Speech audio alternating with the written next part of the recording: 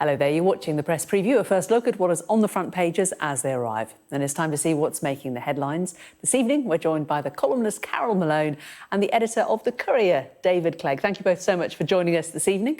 They'll be with us from now until just before midnight. So let's see what is to come on some of those front pages. And the Telegraph leads with the energy price cap rise, stating that the new Prime Minister will offer urgent help with bills as the price cap doubles. Tomorrow's I paper also focuses its attention on the cost of living crisis with the headline, UK hit by record hike in energy prices. Liz Truss has pledged support for help with soaring energy bills if she is voted in as Prime Minister, the Daily Mail writes. The Times also leads on Liz Truss's plans to help people with energy bills, with homes braced for the price cap rise on Friday. Also focused on the potential future Prime Minister, tomorrow's Financial Times reads, Truss weighs triggering Article 16 to buy time on Northern Ireland Protocol, saying that the frontrunner seeks swift action if she succeeds Boris Johnson as Prime Minister. Sorted out, the Metro's front page features the moment the Health Secretary, Stephen Barclay, was heckled by a passerby live on TV over ambulance waiting times. The Guardian's front page turns its attention to the north-south divide seen in this year's GCSE results, with the headline, Gap in GCSE results brings fresh warnings over COVID. The Courier leads with the promise of further union strike action, this time by school staff in Scotland. Its headline warning schools may close. And the Queen could appoint the next Prime Minister at Balmoral rather than Buckingham Palace, where the appointment is traditionally made, according to The Sun. And a reminder that by scanning the QR code that you see on screen during the programme, you can check out the front pages of tomorrow's papers while you watch with us. And tonight, to take us through them, we are joined by the columnist Carole Malone and the editor of the Courier, David Clegg. And thank you both again very much for joining us. The energy price cap announcement we're expecting tomorrow from 7 a.m, it has been enormously trailed throughout the week, and it seems to be what so many of the papers have gone with tonight.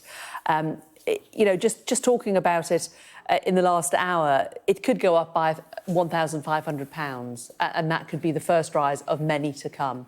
Carole, it's just an extraordinary sum of money, isn't it? And I just cannot comprehend how people are going to suddenly find this money down the back of a sofa. It's just not going to happen. Jane, it's not going to happen. You know, we've been talking about this cap for a long time now, but suddenly it's just become terrifyingly real.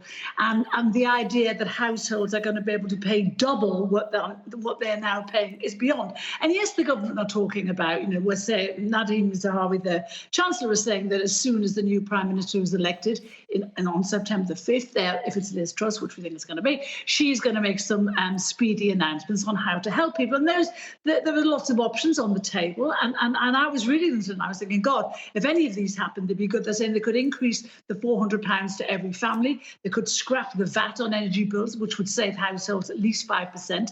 They could scrap the VAT. So if they scrap the VAT for small businesses, that would save them 20%. Because, of course, today there's been stories in all the papers saying a lot of small businesses are going to have to close down before the end of winter because of energy bills. They're also talking about freezing the cap at the level it is now, and the reduction of green energy levies, which, that's going to have to happen, I think. So there is some hope for people out there. It's not going to stop anyone panicking. It's not going to stop people on low incomes who are struggling now, because that's the other stories we're reading. People are saying now that they can't cope, and the cap hasn't happened yet. So this is becoming a terrifying reality. My real terror is for the elderly, who, a lot of these people depend on nothing but the state pension. They have about 250 quid a week.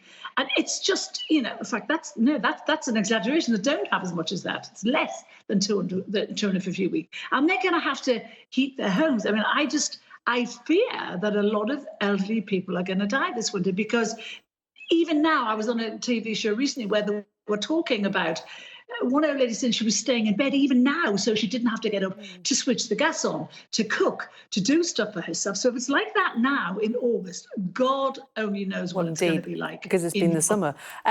David, just bringing you in, and just to echo what Carole said, one of our reports that we've been carrying on Sky News tonight featured a lady who was 81, and she has had to start using a food bank for the first time, and she was saying she's not going to pay her bill.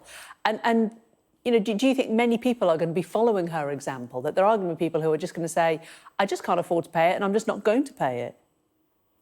I think we're in a very desperate situation. I think this is actually a national emergency. To go from monthly bills of £100 a year ago to £300 every month from October, perhaps. I mean, it's just not possible to deal with those kind of increases for people who are already struggling. So I think there will definitely be people who are in a situation where they don't pay, they simply can't pay. You know, I saw the report you're referring to there. We also had a story in Scotland about pensioners, you know, using their bus pass just to travel around in the bus because at least it's warm on the bus. I think we are getting into that desperate situation. But I think the thing that we're going to hear from Liz Truss in the days ahead, because she's had quite a journey here, because this has been a slow car crash unfolding, because we've known that this day is coming and we've been pretty clear about what was going to happen. But in the early days of the Tory leadership race, Liz Truss was quite reluctant to promise more action. We're getting big signals that that's changing, and it's clear that if, as we suspect, or as the polls are predicting, Liz Truss is the next Prime Minister, that she will actually take quite significant steps now. She will have to, and it is going to cost a significant amount of money. But it seems to me that the only thing that can be done here is public money is going to have to be ploughed into this. It is that type of COVID-like crisis that we're facing here. So that's the immediate balm that is going to be needed. But I also think with what has also become clear during this process is that the wholesale market for energy is broken. The government announced a review of this last month, but it is very clear, I think, that the way the system works at the minute is complicated. Nobody really understands it. It's not that no one's bills are clear of how they've been calculated, and it really needs wholesale change there as well. So there needs to be this immediate action to help people this winter, but also we need to make sure that we change the system so that there's more clarity and that prices are held closer in a way that can be controlled. Carole, you were trying to get in there. I was just going to say, you know, this what David was talking about, immediate help. They're talking about freezing this cap, and that could cost 100 billion over the next 2 years. That's the figures that are being muted. And we're talking about, you know, you're talking about elderly people who are saying they won't pay because they can't pay.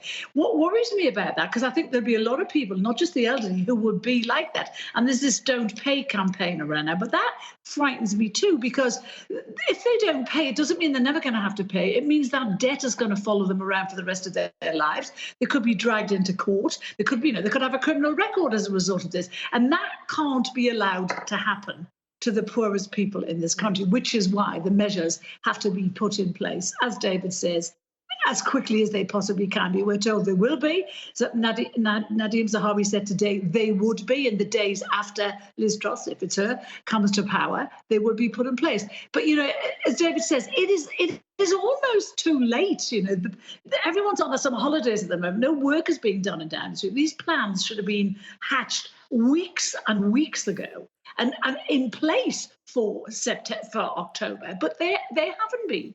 It's scary. And the frustration about that is that it's not like we weren't warned, that we didn't know it was coming. Me and Carole talked about this exact same issue a month ago on this programme, and we were saying the exact same thing. It seems it's taken the government a little while to get to where everybody else has been for a long time.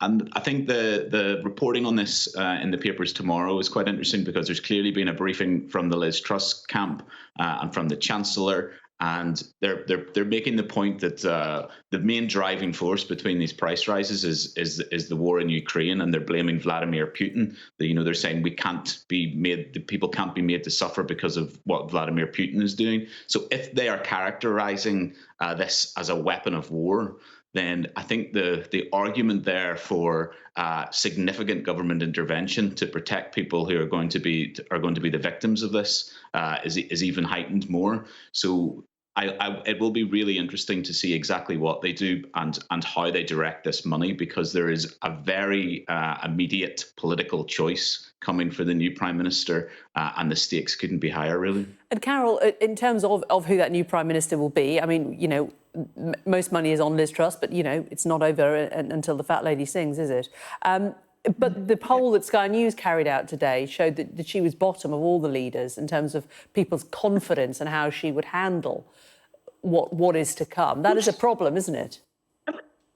This doesn't surprise me in the slightest. You know, Liz Truss, I don't think, is anywhere near qualified to be our next Prime Minister. And the fact that our Prime Minister has been chosen by a few thousand Tory party members is insanity. You know, quite apart from the fact that I don't think she's up to handling this crisis. I don't think she's up to handling any crisis. Her record has not been fantastic. She's been in government for a very long time and not made any significant progress. And suddenly she's going to be our next PM. And she's made a whole load of promises, Jane, in these election hustings, which she will never be able to keep. And all those promises are going to come back and bite her on the backside in the next few months. And I fear for this country with Liz Truss at the helm. I really do. I don't think for a second. I think the Tories are in for electoral oblivion come the next election. The Metro is its front page. Stephen Barclay, now he was heckled by a passerby. I mean, we all love this. Even I'm sure it's not just TV journalists when this kind of thing happens. A lady's passing by, she sees him being interviewed. We've got the clip actually of her putting her two penneth in about emergency service waits. Well, don't you think 12 years is long enough? Yes, and we 12 years, you've done bugger all about it. People have died, and all you've done is nothing. Yeah, it's excruciating for him, isn't it? But, you know, great for a member of the public to feel that she can have her say, David, and she's on the front page of the paper. We don't have a name, actually. I'm sure somebody does have her name.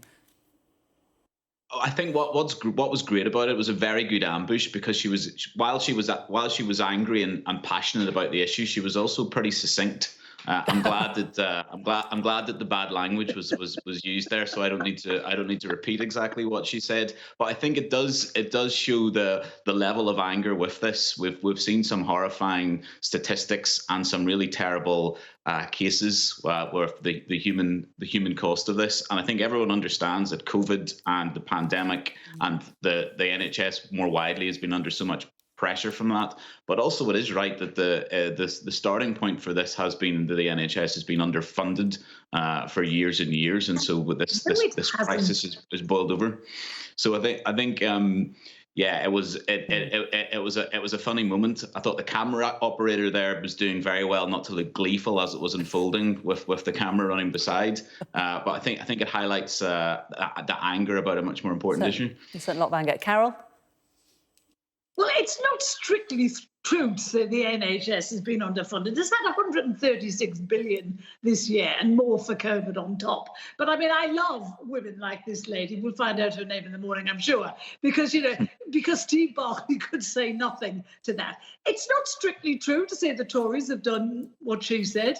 Of course they have, but in the past few weeks, we've had terrible stories about people waiting hours for ambulances. There was a terrible story last week about a 90-year-old lady waiting 40 hours for an ambulance to come and get her after a fall. I mean, you know, this is not what should happen in a supposedly civilized country. You cannot have pensioners lying on the road. You cannot have people waiting 10, 15, 20 hours for an ambulance. I think it's about a lot more than shortage of funds. I think it's about organisation, and I think the NHS needs to reorganise itself better and spend its money a bit better. But however you cut it, this lady is quite right, because from where she's standing, she's not getting a good service. Indeed. And final story, David, at your paper, the Courier, the Angus and Dundee edition. Schools potentially going to be striking even as we just come into the new school term. A nightmare for parents. This is about pay. Yes, this is a local government pay dispute, which has had the bin men on strike. You'll have seen the pictures of the rubbish piled up in Edinburgh, in particular, when the festival's on, and they've now announced today that will also move to staff in schools. Glasgow has already announced that all its schools will close for these days in September, when there's going to be striking from what is largely catering staff and other school staff. But in my area where I am, Dundee, Angus, Perthshire, that will all be affected as well. We haven't had clarity from the councils whether they're going to close the schools for this as well. But I think we're just seeing, this industrial unrest everywhere when you're facing the kind of energy bills that we've been discussing already this evening. That the unions are pushing hard for a pay offer that is going to help their members deal with that. And I think we could be in for a lot more unrest still to come.